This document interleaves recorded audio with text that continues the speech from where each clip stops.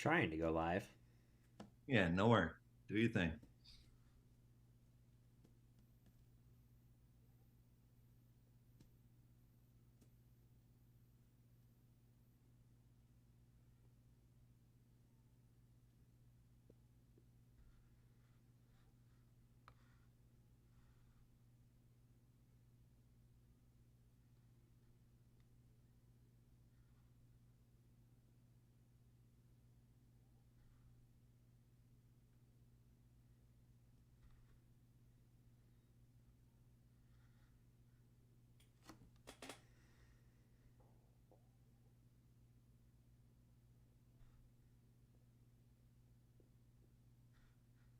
Okay, I think we're live. Well, it seems to be lagging a bit here on the streaming side.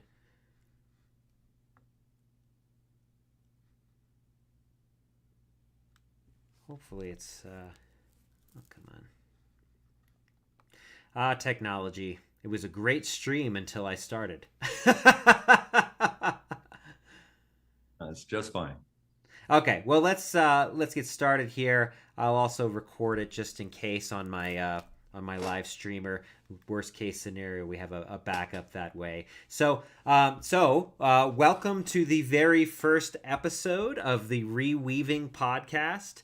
Before we dive in with Joshua Stelling here, who's going to talk about organomics, I just wanted to say a few words about exactly why I decided to do this podcast. And I really wanted to start having a conversation about possibilities. And because so often we read in the news about, these kind of terrible things that are coming. And the reality is that everything the terrible that is coming is based on human action. And, we've had this narrative for a while that certain social systems or certain economic systems are natural or inevitable for the last couple centuries. And of course, you see books like, Sapiens or Guns, Germs, and Steel or The Better Angels of Our Nature that kind of confirm these kind of ideas. But the reality is that it's just simply not true. Nothing about what we're doing socially is natural or inevitable. The real human history is full of curiosity and experimentation and social change. It's really only in the last few centuries that things have kind of, been majorly globalized in a way that doesn't allow for more experimentation. So I kind of wanted to start having conversations about what makes good social systems and more generally. I think what's important here is what makes a good social system ultimately is we have we don't miss out on human potential, right? Because if you look through history and you see all these famous scholars or inventors or artists or various other kinds of individuals that are geniuses in their field, there's also millions upon millions upon millions of other people who never had their genius realized because they were born into a terrible social system. Maybe they were born into slavery or poverty or some sort of unnecessary environmental disaster or something like that, right? Which is more coming with climate change. But the point is that we should be looking towards actualizing human potential.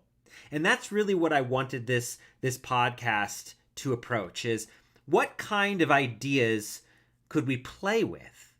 How could we be playful and really experiment with ideas? And you might see, with any of the coming speakers, maybe you don't agree with what they're saying, but that's not the point here.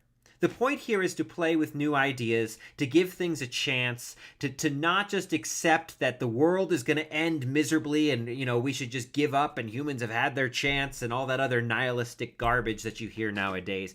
We have the power to make change. But to do so, we have to imagine things because what we imagine matters. So this podcast is about piquing our curiosity and our imagination. So, with that in mind, I'd like to introduce Joshua Stelling. who is, like myself, also an author, a intellectual, and someone who's playing with interesting ideas about economics, specifically with something he calls organomics. So, Joshua, would you like to introduce yourself and a little bit about your background for us?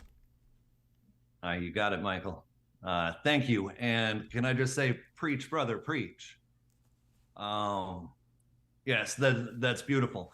Thank you for having me on here, giving a little space to this dialogue. I know that in our conversations, it's become clear that you believe in a broadening of the dialogue socially. That's what you're talking about. You're talking about playing with ideas and allowing imagination and experimentation to have its space. We seem to be, as a society, stuck doom scrolling and too afraid to make a move in any direction, let alone the right direction, whatever that may be. We've got a existential need for new systems. We have mortal threats very likely bearing down on us as a civilization this century, these decades.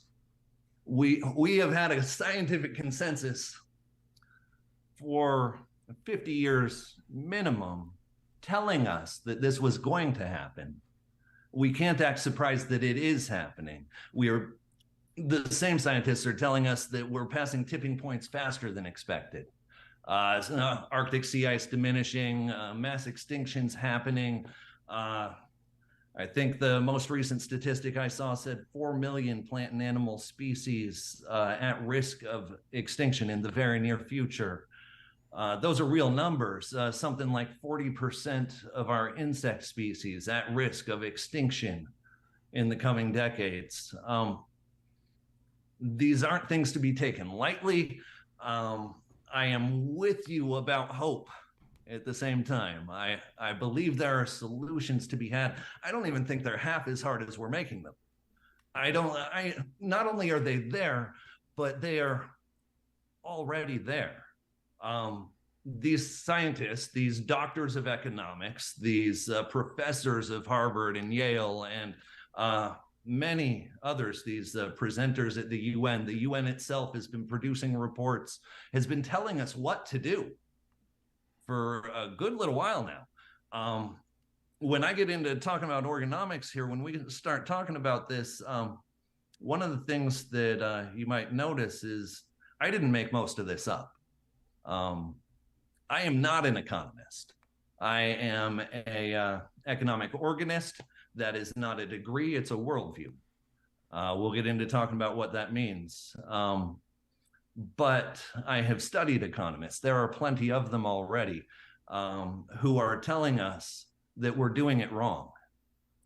The mainstream dialogue, meanwhile, hasn't caught up. We're fighting back and forth as if it's still the Cold War.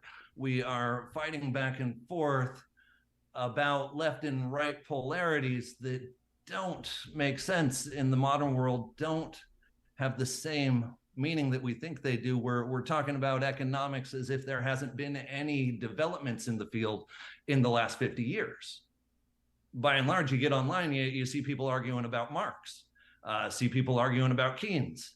And those are valid things to talk about, but they are not the newest developments in the field. Anyway, you asked me to introduce myself. I apologize, but there's urgency to what we're talking about. Maybe we won't solve it here tonight, but we need to be discussing it as a society. So I feel you heartfelt that this matters, that opening the dialogue, that broadening the dialogue, that having a true left position in America is possible. Our right and our center right are not the whole conversation. And the media needs to wake up to that. And if they don't, we need to start making our own media, because there's a whole lot of ideas over here that aren't getting discussed. Mm-hmm. Smarter people than I that are coming up with them. I am attempting to combine, to bring them together in interesting in new ways. It's fun to talk about, and it seems like it's a field that is not getting the attention it needs. So I'm happy to jump in. You know, I'm an author. I'm a game designer. I am a systems theorist. If I look like I just crawled out of a cave as some kind of troll, I tried to put on my good face, but I'm wide-eyed like a turtle crawling out from under a rock. It's because I've been kind of a hermit lately. So you're not the only person I've talked to in weeks, but it's kind of like that. I've been writing full time, getting if not neck deep, then chest deep on new projects, new fiction I'm working on. That's what I love to do. Economics is honestly kind of tedious, but we have an absolute need for it. So anyway, I'm eager for this discussion. Thanks for having. So, you know, one of the things you see in the document Organomics, and by the way, there's a link in the info here where you can find the Organomics manifesto in its current state. As you told me before in the green room, this is a bit of a work in progress that you're still kind of refining ideas, and maybe even some people's comments here below can kind of push you in different directions.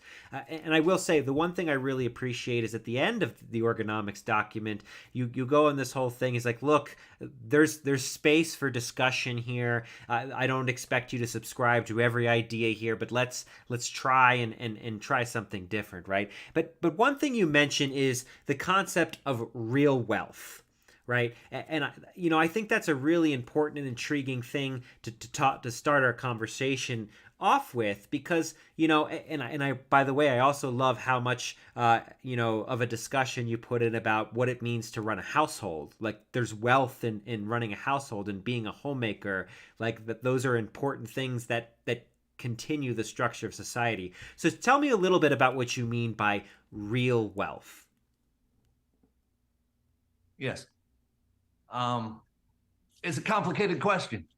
It's so complex that there is not an economist in the world today who can answer that question definitively. There are various schools that, to varying degrees, think they've got it figured out. No doubt. However, most anybody's going to come back to subjectivity, is going to come back to say, well, it depends on what you want. It depends on what you need. It depends on what there is to get. So, looking to put Occam's razor to use on it, the simplest path to the answer. I can tell you what wealth is not, and I can say this definitively, and I can back it up, and we can keep talking about it. Wealth is not dollars. Real value is a much broader category than dollars. Dollars are relevant. You know, our wants, our day-to-day trades are relevant. However, wealth goes far beyond trade. Wealth goes far beyond dollars. It goes far beyond markets. In this modern paradigm where we all work for a living, and we have to, I'll refer repeatedly to wage slavery, which may be a controversial phrasing of it for some. For others, they'll say right on. Everything in our society has a dollar value. Literally everything. We're not based on capitalism. We're not based on the dollar. We are ruled by the dollar. The justice system, you get arrested, the very first thing they're going to ask you is, do you have enough money to bail out? You want to run for president, the first thing they're going to ask you is, do you have enough money to run for president? These things, they're common sense. They're the background of our lives, so we take them for granted. So thank you for making a space and saying that, yes, maybe in a historical view, this is the oddity, not the normality. To say that everything is commodified, to say that our religion is subservient to our capitalism, to say that our government is subservient to our capitalism, our mothers are subservient to our capitalism. Our lives are subservient to our dollars. It's a terrible error. It's a mysticism, a falsehood. Best case, it's a blindness. Worst case, it's outright fraud and criminal stealing of our resources and our real wealth from our children and our future. If we trade our forests for dollars, we have lost the game. If we trade our oil for dollars in total, maybe we're past peak oil, maybe we're not. Some people will say one, some will say the other, but very few people are going to argue that it's not a relevant question whether we're close to peak oil, whether we're running out of oil because we've used so much, we've burned so much, we've thrown it in the ocean. It's a gyre. This oil is everywhere except in the ground. We're choking on it. We've sold it all for dollars. And we're going to regret it. It's an incredible resource that we can't get back, at least not in the same way that we blew through it in 100 years. We had planetary reserves of this stuff that is probably, pretty rare thing. It required millions of years of plant evolution and, geologic forces and all of that to create oil. And our first move is to sell it all, burn it all, throw it all away. We're going to regret it because we don't understand the difference between dollars and wealth. We think dollars are wealth. We've convinced ourselves dollars were wealth. And, historically, it made sense. One of the things that I like to hit on repeatedly is that I don't think this is really anybody's fault. It's everybody's fault and it's nobody's fault. Blaming one group or another doesn't matter. I could blame the oil barons. I could blame the billionaires. I could blame the government. I could blame everyday Joe who drives to work and back every day and burns gas and probably burns more wealth than he contributes during that day. But it's irrelevant. We don't need blame. We need solutions. We need to discuss what this wealth is. In Organomics, I posit simply that wealth is what allows us to thrive. Value is what helps us to thrive as a race, as a society, as a species. That is wealth. It goes beyond dollars. I've got a few different definitions of it, talking about what is traded, what is gifted, what is stolen, what is owned, what is conserved. There are so many ways that wealth can move or stay still besides trade. And yet our society, our science of economics is only concerned with trade. Yeah. Again, historically makes some sense. Yeah. Yeah. And I know you also talk a lot about time, and all. I think the pandemic woke a lot of us up to how valuable time really is in our lives, because so many of us had more time than we had in a very long time as adults. So talk about that in relation to real wealth, time. Great. So relevant. Immediately when the pandemic hit, I didn't lose my job, but I was put on leave at the time. I was put on vacation, subsidized vacation, for the first time in my life for almost 2 years before I ended up back at work.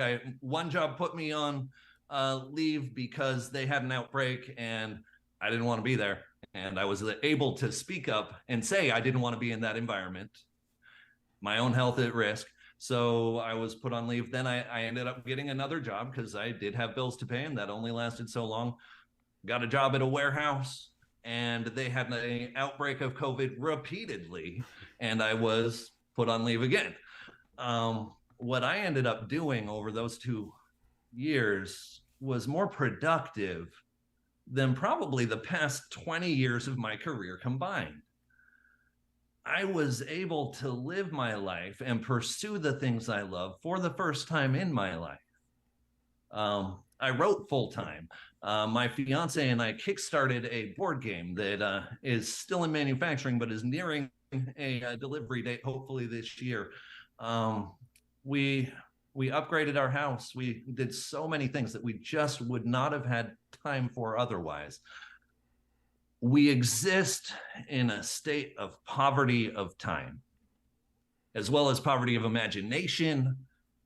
When all we're counting is the dollars, it's understandable how we got there. But at some point, those of us who notice need to be saying, hey, this ain't right. This ain't the only way it can go. My time matters to me. And right now I'm writing full-time still, working on other projects. We had to relocate to a slightly lower cost of living area of the country, but we absolutely love it. And we did it intentionally so that I can write full-time, and it's great.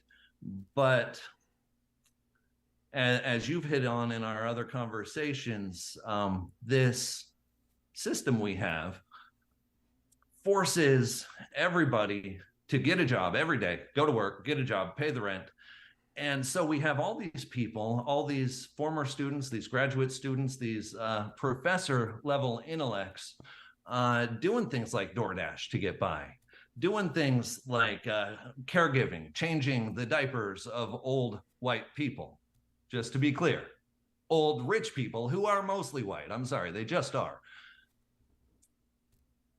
They pay all sorts of people to change their diapers. That's easy to get a job. It's hard to get a job doing things that matter. Oh yeah, yeah, and I think back to the idea that we put dollar values on everything. Education is a great example of this, right? Because there's all these debates on, various news outlets about, is a college degree even worth it? And they're thinking in terms of dollars. And because of the student loan crisis we're now having, we kind of are forced to think about it in terms of dollars, because people, realize how many loans they take out and how much money they get. But the spirit of education is development of your person, becoming a well-rounded individual, a critical thinker, learning about the possibilities, engaging in your curiosity. And when we're so focused and really on the dollar since the 1980s, when we had the rise of neoliberalism and various things, you get a situation where almost a hyperfixation on the cost of everything. Oh, yeah. Yes. And while simultaneously ignoring real costs left and right. Right. Like, the cost of chopping down a forest and putting, carbon in the atmosphere and depleting, spaces for ecological systems, all that stuff. Yeah. I will tell you that real capitalism, grown up capitalism, is not going to ignore that stuff because it matters. Only sustainable systems survive. I don't care if you're capitalist, if you're Marxist, if you're somewhere between or something else entirely, whatever. Only sustainable systems survive. Ecological economics, whatever else we do, ecological economics is unavoidably the future. Yeah, yeah. Real costs have to be considered for sure. So let's talk about it. What is organomics? Okay. Organomics is it's a attempt at a science to make us thrive. It's a science in protest and in purpose, driven by purpose. Most sciences do not have purpose. Most sciences are impartial by design, and it makes sense. However, this is something that we need purpose. We need to decide that as a society, yes, we can and we want to survive and thrive. Organomics is about how we can do that now, how we can do that without fighting about it, believe it or not. I will tell you that we can end poverty today worldwide, and we can do it without taxing the billionaires. We can do it without taxing the millionaires. I'm not against taxing the billionaires. I'm all for it. But what I'm going to tell you is that they're going to fight you. They're going to fight us tooth and nail over their dollars. We are so convinced that this dollar system is the background of our lives, that dollars are needs. that dollars are rent, they are roofs. We're so convinced that that's true. It doesn't matter if we're poor, it doesn't matter if we're rich. We're going to fight to hold on to those dollars because those dollars are our future. Those are our kids' meals. They're our Lamborghini, whatever. We're going to fight to hold on to them. So yes, tax the rich, but in the meantime, feed the poor anyway. Organomics is less a new science than it is an amalgamation of modern sciences. We're talking about combining MMT, modern monetary theory, with caring economics. I talk at length about Dr. Riane Eisler's work. She wrote a book called The Real Wealth of Nations that I found revelatory. She is a educated doctor of economics. She has a PhD. She has presented to the UN repeatedly. She wrote a book, I think it was way back in 2008, this one, where she definitively laid out the evidence point by point, study by study, to show that homemakers are not unemployed, that the caring economy is not just relevant, but huge. The invisible economy, she goes on to talk about the invisible economy, is huge and so relevant. We incorporate those ideas with MMT, Stephanie Kelton, Bernie Sanders, Mosler, but also Kennedy, JFK. Believe it or not, was a big fan of MMT, though he didn't know it. It didn't have that name at the time. Modern monetary theory, for those who are unfamiliar, is in a nutshell the statement that federal spending is not funded by taxes, that federal governments, sovereign federal governments, don't have a budget to balance in the traditional sense, that their spending is actually only limited by their goals, by their resources, by inflation and unemployment. I'll draw issues with some things they say, believe it or not, but the basic idea is there, and Kennedy used it. Another doctor of economics I was reading recently, Mariana Mazzucato. I hope I'm saying her name right. When you only read stuff, you sometimes mispronounce it. But in any case, studying her work, her mission theory of economics, she talks a lot about Kennedy and the moon mission and how it was mission-based. It was goals-based. Kennedy said, "I don't care what this costs, we need to do it." And it revolutionized the world. It didn't just put us on the moon, it gave us personal computers. It gave us satellites. It gave us GPS in the end. More tape. Things that... That again? I said duct tape. It gave us duct tape. Well, I think even. Yes. In any case, Organomics is an attempt to broaden this discussion, to bring it together. While I will tell you that Eisler, Kelton, and folks are rather visionary economists saying good things, doing good work, I will also say that they are underrepresenting the results of what they're talking about. Let's talk about homemakers. Homemakers are not unemployed. Anybody who's ever been a mom can tell you that. Anybody who's ever had a mom, if they were paying attention, can tell you that. I didn't have to do any studies to find out what homemaking is worth. They've been done. They've been done for decades, putting dollar values on what mom's worth, how much she did, how much she should have been paid if we were going to pay her. So those numbers are already out there, and they add up to something on average, depending on what study, what nation, they add up to something like 70% the size of the US GDP for the US homemaking sector. It's huge. It's a lot of productive value, a lot of real wealth that we are ignoring in our accounting. And the question is why?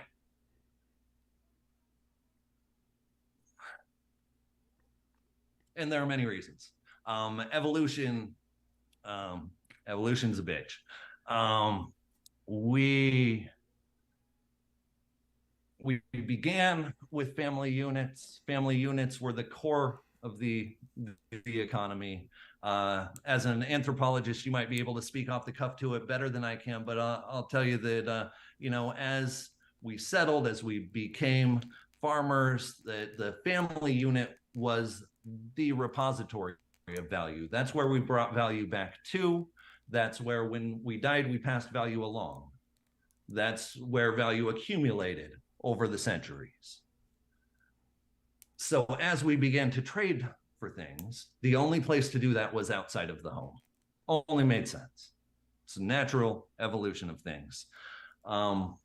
As this money, as this trade, more and more began to dominate society, as leisure classes and products became larger, as trade became larger, as businesses evolved and became their own repositories of generational wealth,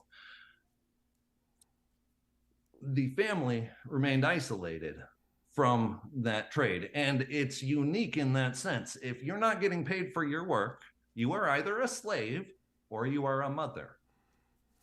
Yeah, and this is much more the function of states, because if you look in more recent economic systems, because through most of history, we had virtual credit systems. We didn't have fiat currency, and so of course a lot of those, the value of kin structures, and kin structures extended beyond bloodlines. I mean, there's a lot of variations in how kin structures form, clan systems, and various other things of how you identified who equated family and who didn't equate family.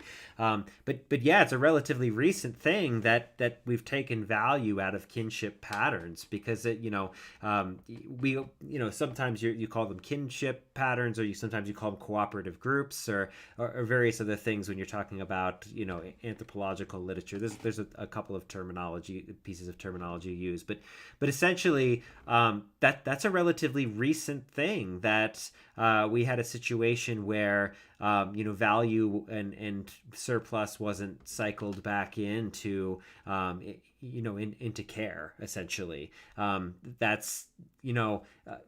There are other anthropologists who are economic anthropologists who could speak much greater detail on this particular thing. But it really does go back to the fact that we've made choices in the last few centuries to kind of devalue systems of care. Yes, devalue and subjugate, definitely. Yes, and with really no other comparable group for the size.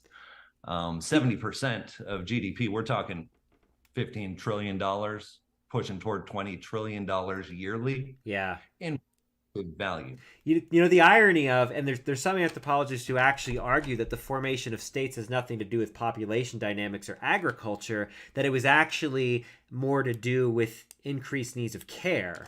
But then, of course, you get all kinds of really interesting systems of domination intermixed with professional militaries and, patriarchal structures and all kinds of stuff. So it's like some of these ancient states, what you'll see is, even if they didn't really mean it, the propaganda was they'll take care of the poor, they'll take care of the widows, they'll take care of the orphaned. You see this all the way back to the earliest documents in writing, that when they talk about the leadership of these particular city states or chiefdoms or whatever, what you see is that they always are talking about systems of care. And so it's interesting you're bringing this back and recognizing that, okay, one thing and that was something I really appreciated about your document, is like, we need to really talk about systems of care and having real value, this is real, this is a part of the real wealth structure. we're already talking, and it's already been about 35 minutes, and I feel like we're just barely scratching the surface. So I kind of want to dive into what are your core tenets of organomics, so at least people can kind of walk away with what's the core tenets, what are you trying to accomplish here. And I know you had the 10 core tenets, and then you had special organomics, and I know we won't get to all this, and maybe we can have a future conversation, but let's talk about the core tenets of organomics, and what you're imagining, and what kind of things we'd offer people to experiment with. You got it. Let's come back to that in just a moment, if we may, though, while the iron's fresh. Imagine with me for a moment. If dad isn't going to pay mom, who does? Right. And I want to be clear. I'm not trying to overemphasize the gendered split. I am well aware that many men have been caregivers. I'm well aware that non-binary relationships are hugely beneficial to the world economy. All of that's relatively irrelevant to the point that over the history of our species, mom has been undervalued tremendously, and today has been outright subjugated, and we are destroying the home because of it. And I don't mean that in a traditional family value sense. I mean in a strictly value sense. If dad's not going to pay mom, who's going to do it? Should the government step in and pay $17 trillion a year so that mom's getting the right paycheck because she's doing the work? I'm going to be a stay-at-home dad, so call me mom then. It's just fine. But it has been a gendered split in our history as a species. Who should pay mom? How do we rectify that? How do we justify that? Where does that money come from? All of those questions start knocking at the door. None of them contradict the studies and the evidence that show that, yes, mom has been producing. Not only that, but she's been producing something like 70% of the world economy, and it's been completely unaccounted for. So imagine with me that your house and your neighbor's house swap moms, swap caregivers, swap homemakers, however you want to say it, whatever appeals to you, swap homemakers, let's say that. And so over here, your homemaker is doing the work, and over here, theirs is doing the work. Now it makes sense you'd have to pay that person because they came over to do it. They were outside the house. Right? Makes sense. You'd have to pay them. Why else would they be there? Where does that money come from?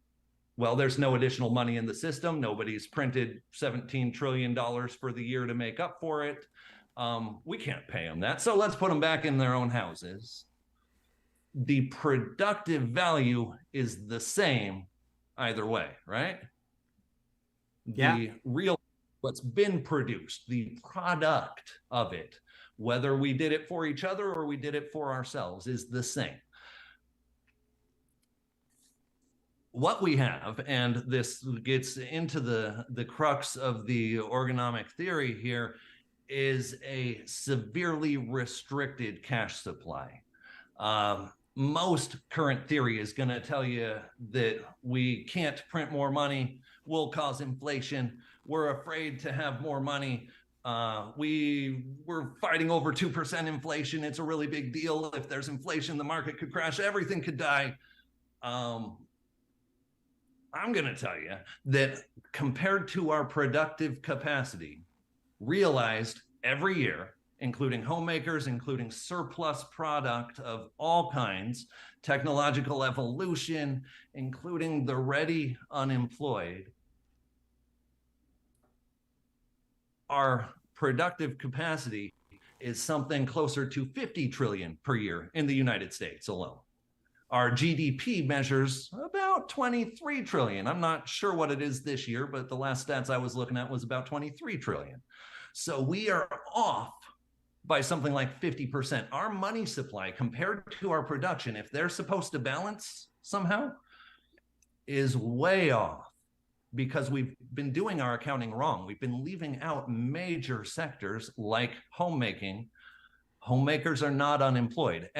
In the past, it made sense. Today, with literally every aspect of our lives commodified. Literally every person needing a job, everybody of age is expected to pay their way. We need to recognize the product that is being made, not just by homemakers, but honestly by all sorts of invisible sectors. And it's tremendous. We start to talk about inflation, hitting them out of order, but these are those tenets. Inflation is a market phenomenon that we must isolate from infrastructure. Inflation has not reacted the way economists said it was going to, ever. The market, the stock market in particular, is impossible to predict. It's worse than predicting the weather. The weatherman, by comparison, is tremendously accurate. Nobody can tell you what the market is going to do tomorrow. Nobody can tell you if it's rain or shine. Everybody makes guesses. Everybody tries to manipulate it, but nobody can tell you what it's going to do, in large part because our science of economics is missing half of the picture. And again, it's not just me saying this. These are doctors of economics who are just being ignored by the mainstream dialogue. We need to broaden our conversation, and that's really what Organomics is about. Anyway, homemakers are not unemployed. If you or our audience wanted to ignore everything else I had to say, I'd hold to that one tenet. Homemakers are not unemployed. Oh yeah, no. I mean, I'm single dad part of the time, and I know what it takes. More than what it takes, man. You are a single dad who is told that you have to then earn a living.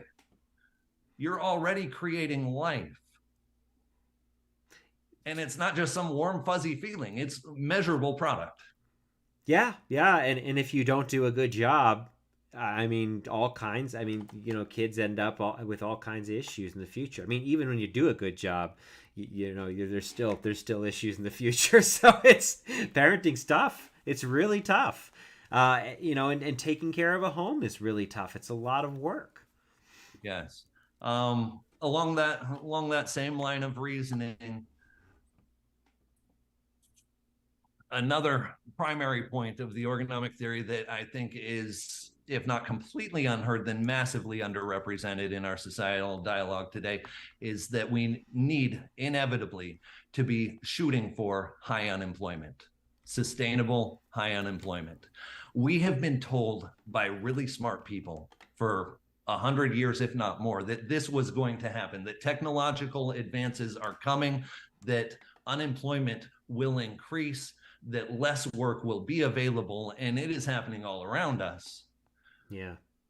And we're acting surprised. Well, yeah, and let's clarify. Let's talk about real jobs versus fake make work jobs, right? I mean, so anthropologist David Graeber, for example, the late great anthropologist David Graeber, he wrote a very great book about this called Bullshit Jobs, which posits a third to half of all jobs out there are, quite frankly, bullshit. They don't serve a purpose that enhances anything except to feed consumer culture. So absolutely.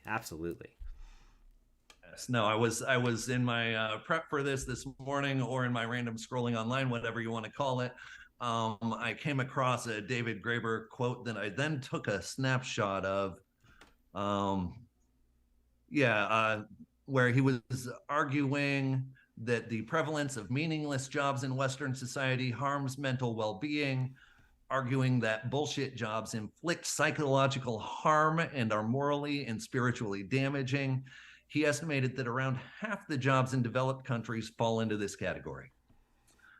Okay, so brings us to another very important word that we have yet to say tonight that I want to make sure we say, because if certain folks are watching, they're waiting for this word: degrowth. Mm-hmm. Yeah. DROWTH. That's the hashtag degrowth. If people are not familiar with it, look it up. It is the calling card of where we need to go as a society. If these jobs are bullshit, why are we doing them? I know it seems silly because we were arguing this in high school. We were like, I don't want to work, I don't want to go to the job, but it's true.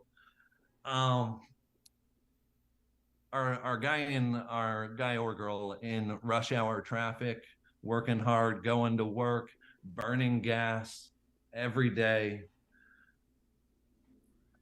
That gas, it's a miracle thing.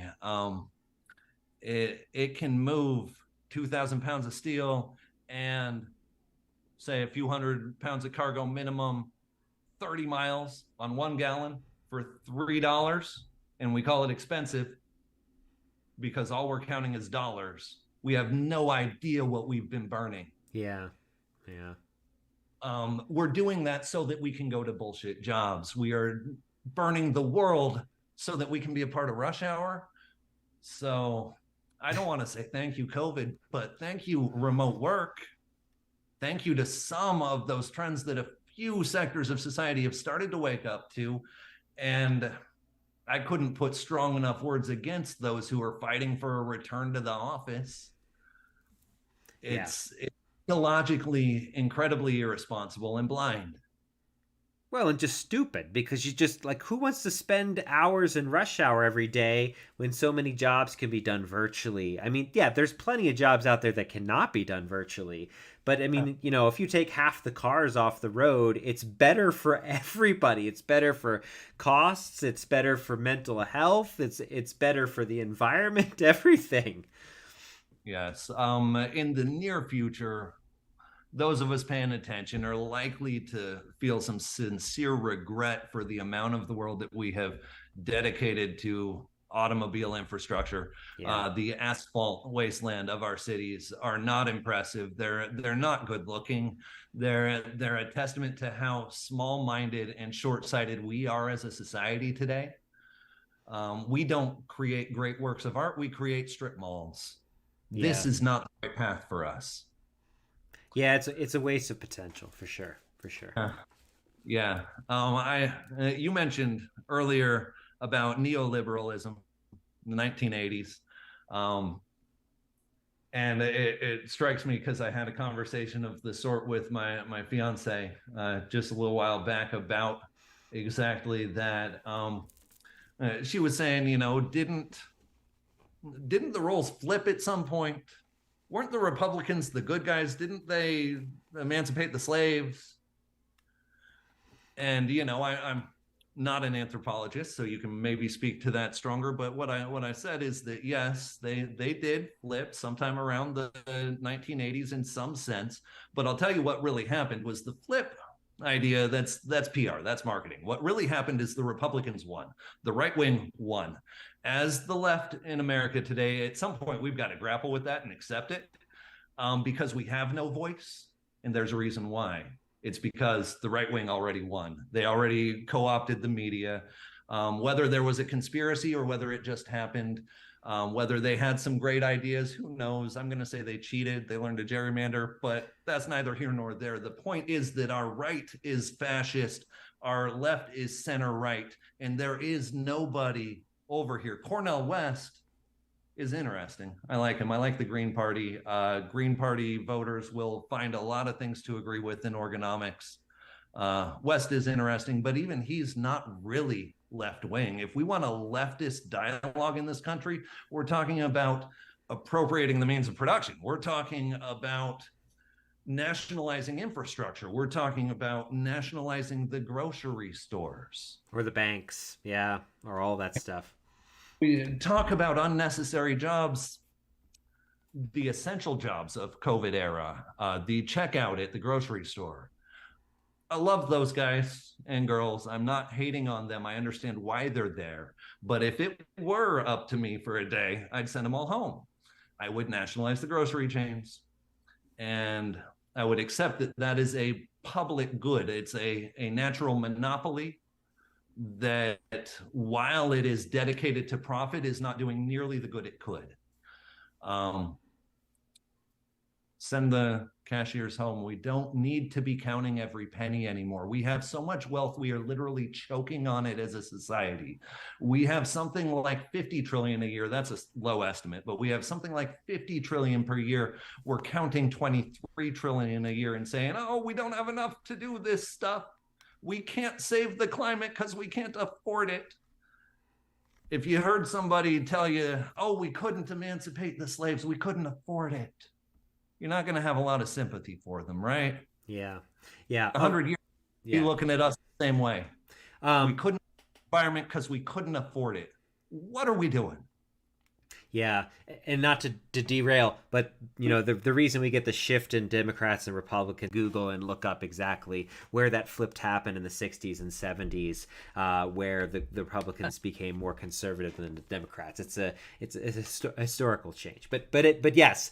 Back to all that stuff. I mean, there are other food systems out there that we could experiment, and I've been trying to actually find someone for this podcast to talk about alternative food systems and how other places essentially distribute food, other cultures distribute food and all kinds of stuff. So, but looking for someone who could speak on that because absolutely, I mean, people are always talking about we need to have less use scans, and it's like, well, you're not going to A, win that fight, and B, like, if we didn't have to pay for food, if food was just like, okay, take what you need, within reason, of course, maybe you have to have some sort of system to keep people from just hoarding, but then you wouldn't even need cashiers, really. You need stockers, but that's like people who stock the shelves. But there's a lot of things you could cut out of the loop of unnecessary positions. I mean, it's really all over the place. I mean, there's so many industries that have so many unnecessary jobs, and but I would say that also too, customer service is not necessarily a bullshit job, in that you are helping people. So, and some people love working customer service. So they love working with people. I mean, I worked at Starbucks while I was teaching back in 2017, 2018. And, we had this old retiree, and she worked there because she wanted to. Because, for her, working with people was a great thing. And so, and so all that kind of stuff, I think, falls into place. I'm getting tangential here. And I do want to say we have a couple of viewers. So if you have questions, feel free to posit them as we're talking here. If we don't have questions, we'll just continue on for the next 10, 15 minutes. But if you have questions, we will stop and address those. And you can just add them in the chat on YouTube there in the chat section. So anyway, back to your core tenets. Yes. And along the lines of the conversation that we're having, it carries on one from the next. They're related. I like to say they're not interdependent. If people want to advocate for one thing, they don't have to take the whole package. There's plenty here, but among the things we're talking about there, I'm okay with people working for a living. I'm for it. I'm okay with people working to get ahead. I'm for it. I'm fine with profit. Within some degree of reason. I believe that maximum wages are a conversation we need to have as a society. Yeah. Maximum wages are as important as minimum wages. We have to be aiming for solvent math in our marketplace. You can't have more going in than comes out, or vice versa. You have to have solvent math to some degree. Maximum wages, maximum net worth. It's an idea that we really have to grapple with as a society. But I'm not for taking it away from anybody, only because I'm all about the path of least resistance here. We don't have a lot of time to spend fighting with the rich of the world. The billionaires, I'll tell you, billionaires are small change. I'm talking about tens of trillions of dollars. The billionaires don't add up to that much. They really don't. I'm talking about tens of trillions of dollars annually that we already have, that we're just sitting on. Yes, we can feed the poor. We can do it with food we've already produced. Yeah. We can do it with almost no resource cost. The only thing we're lacking is the money. And that's nonsense. That is a condemnation of our society that we're not doing this. We have had the ability to end hunger, to end homelessness for decades at a minimum for a fraction of our military budget. The UN recently put the number at 175 billion a year for the worldwide eradication of abject poverty. That's people living on like less than $1.90 a day, bringing them up probably to some other level of poverty, but not so bad anyway. Let's start making moves. Well, and the food waste. I mean, the unbelievable amount of food waste, that the food we throw out all the time is just unconscionable, you know? Yes, it really is. People outside the grocery begging for food. It's nonsense. The grocery, the distribution of our food is a public good. And the sooner somebody starts talking about that, the better. Our grocery stores belong to our neighborhoods. So long as we are all dependent on them for our livelihoods, there's no reason for all this penny pinching nonsense. The amount of food, as you say, that we are throwing away is, I've got statistics, but not on the top of my head. It's huge. It's tragic. We could end poverty tomorrow. And we could do it as a margin spending. Like, it's no big deal compared to the money that we've got and the money that we spend as a society. We bring these ideas together. MMT, modern monetary theory, telling us mission-based economics, telling us that we can spend according to what resources we have available. We can spend so long as we don't cause insane inflation. People will tell me that, well, we can't print that river of cash. We will cause inflation. I will further go on to tell you that classical economic theory doesn't understand what causes inflation. And it's borne out by the numbers. It never happens the way that they say it's going to or would. 2% inflation is not a reason to not feed the poor. You know, we count all our pennies, we fail to feed the poor. Our priorities are backwards. Well, and if everybody's fed and housed, then, I mean, and you're talking about inflation with luxuries, what's the problem then anyway? I mean, it's, you know, it's the subject of concentrating wealth in the hands of the few. And, you know, and it gets back to this idea too, you know, with MMT and stuff, this idea that we're supposed to run government like a business is such a crock of shit. I mean, it's just, it's not a business. The purpose of the government is to care for the people, to represent the people. It's not to line profits or make politicians wealthy. And so, you know, whenever someone gets on stage and they say, well, I could be a great politician because I've run a business. No, it's almost entirely opposite of running a business is running government. I mean, because it's not about you. It's about your constituency. It's about representation. It's about caring for the people who elect you, who you represent. And so, you know, it's just so funny when people are like, I ran a business so I can run for office. I just don't even think that that's a really valid credential personally. But you know, I'm not. You'll learn a lot running a business. I ran small businesses for a long time myself, and you'll learn a lot. But that is not how a federal government budgets. Or any government, really. Yes, the proof is in the numbers. We've been running at a deficit all along. You know, we have never balanced our spending to our taxation, and it hasn't stopped us yet. The Austrian economic school is going to tell you a whole lot about how product and cash need to balance. If you have too much cash chasing too few goods, then you have inflation, right? There are reasons why that math falls apart on its face, if you ask me. So long as you're putting that cash into the hands of the people who are spending it, it honestly doesn't matter if prices go up proportionally. But even given their math, even given their equations, Money needs to balance with product. So how much money? Did we just happen to have the right amount of money printed? Was that just some miracle that happened yesterday where we just have balance? No, we haven't even measured our production properly. So we have no idea how much money should be in circulation to cause proper flow. Instead, we have a restricted currency, tremendously restricted compared to our production, that causes this insecurity.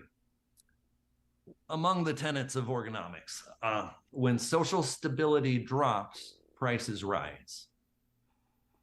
Yeah, I mean, that is how it works. It's not the only way it works, but it works.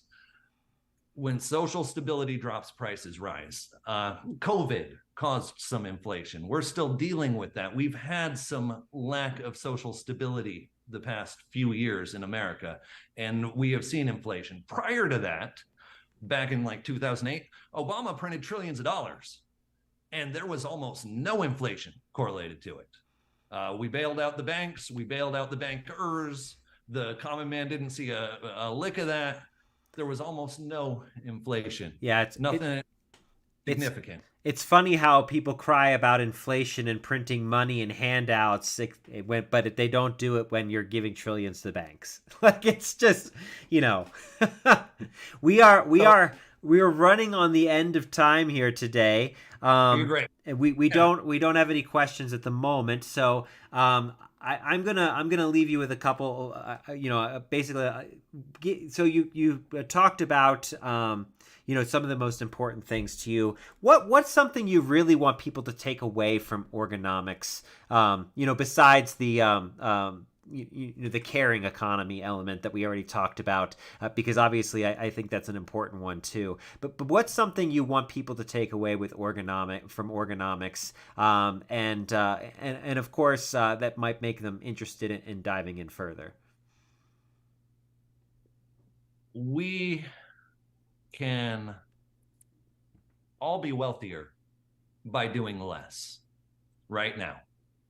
We come from a evolution based on scarcity. We come from a economic system based on scarcity, based on supply and demand and intricate attempts at balance. What we have today is something very different. We've crossed a threshold. What we have today is an economy based on excess that desperately needs sustainability. The first tenet of organomics is that only sustainable systems survive. Back to life, folks. We need to grow up as a society. We need to drop our childish things, because that's all this is. All these jobs we're so proud of, all these games that we play, they are not the things that truly house us by and large. Making houses, that houses us. Some people have that job. That's important. I'm not contradicting that. What I am saying is that we have more houses than homeless people in America today. We can house the homeless with no resource cost. All we're lacking is the money. We can end poverty now. And the fact that we aren't even considering it, that Cornel West, the left candidate, is not up on that podium saying, end poverty now. It's a condemnation of either our mental aptitude or our completely fraudulent accounting systems. It's our inability to realize that we've passed a threshold, a phase transition as a modern society. It's no longer scarcity. We have too much. We need to do less, and we can have more real wealth, not more dollars, not more things to throw into the ocean and throw away, but more real wealth, more time, more imagination, more time with our families, more of a chance to follow what we truly want in this world. It's right there in front of us, and the math is hard to argue with. All right. I think that's a really great ending, and I agree. I mean, what really matters in this world, right? That's the question, and what should we be moving towards, right? And again, it goes back to, human potential, the ability to create, to spend time together, to understand, the nature of life and the experience of being a human and alive in general. So I think that was a great closing statement there, and I really appreciate you coming on today and talking about your work. Check out Joshua Stelling's work, Organomics. You can find the links to his website in the information below this podcast. And thank you so much again for coming on. And I have a great evening. Thank you.